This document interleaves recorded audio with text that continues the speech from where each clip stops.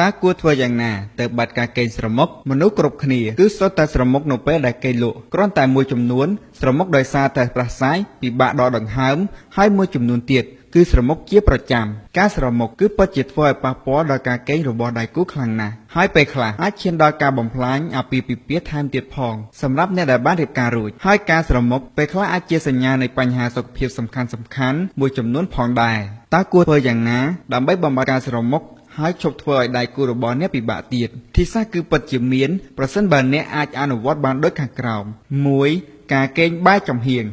ព្រោះបើអ្នកកេងផ្ងាហើយបែរមុខទៅពីដានឱកាសច្រើនដែលអ្នកនឹងស្រមុកជាងការដែលកេងបែរចំហៀង 2. ជៀសវាងគ្រឿងស្រវឹងព្រោះគ្រឿងស្រវឹងនឹងធ្វើឲ្យករបស់អ្នកស្ងួតបាត់បង់ជាតិទឹកហើយនៅពេលដែលបំពង់កបាត់បង់ជាតិទឹកសាច់ដុំនៅខាងក្រោមបំពង់កអ្នកនឹងចុះខ្សោយដែលអាចបង្កជាការស្រមុកហេតុនេះអ្នកគួរតែផឹកទឹកមួយកែវមុនពេលចុះគេង 3. ងូតទឹកក្តៅការងូតទឹកក្តៅអាចជួយសម្រួលដល់ផ្លូវដង្ហើមហើយនៅពេលដែលផ្លូវដង្ហើមរបស់អ្នកបើកដំណើរការស្រួលអ្នកនឹងមិនងាយស្រមុកនោះទេ 4. ហាត់ប្រាណតិចនិចនេះតម្រូវឲ្យអ្នកចំណាយកម្លាំងច្រើនការស្រកទម្ងន់អាចជួយឲ្យអ្នកបាត់ស្រមុកបានដែរព្រោះពេលដែលអ្នកឡើងទម្ងន់អ្នកនឹងឡើងបឿកដែលវានឹងធ្វើឲ្យបំពង់កអ្នកណែនហើយអ្នកនឹងមានអាការៈស្រមុកកើតឡើង 5. ផ្លាស់ប្ដូរស្រោមខ្នើយនិងស្រោមពុកជាប្រចាំជាការល្អបើសិនជាផ្លាស់ប្ដូរមួយអាទិត្យម្ដង